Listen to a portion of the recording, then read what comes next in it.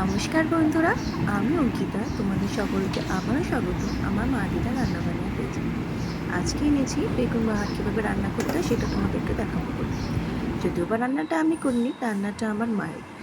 তো সবার আগে এখানে বেগুনগুলোকে মা কেটে নিয়েছে, আর ওইদিকে ছিল পেঁয়াজ কুচি, সর্ষে বাটা আর আদা বাটা। তো নুন হলুদ দিয়ে সবার প্রথমে বেগুনগুলোকে মেখে কড়াই সর্ষের তেল গরম করতে দিয়ে বেগুনগুলোকে এক এক করে ভেজে নিই। আর এটা লম্বাটে ধরনের বেগুন, এগুলোকে মাঝখান থেকে ফালি করে এটা করা হয়েছে। বেগুনগুলো মোটামুটি ভাজা হয়ে গিয়েছে, এবার এটাকে তুলে রেখে দেবো অন্য পাত্রে। এবার যেই তেলের মধ্যে বেগুনগুলো ভেজে রেখেছিলাম সেই তেলের মধ্যেই কালো জিরে ফোড়ন দিয়ে দিতে হবে কেটে রাখা পেঁয়াজ আর কেটে রাখা কাঁচা লঙ্কা দিয়ে এটাকে অনেকক্ষণ ধরে ভেজে নিতে হবে।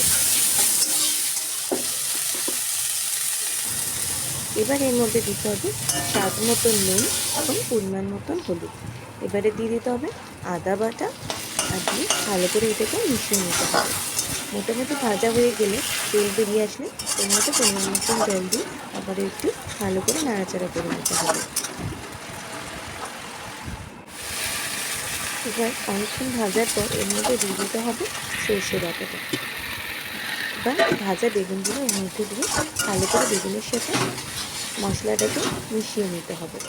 দিয়ে করতে দিয়ে দেবো পরিমাণ মতন জল এবং কিছুক্ষণের জন্য এটাকে ঢেকে রেখে দিতে হবে।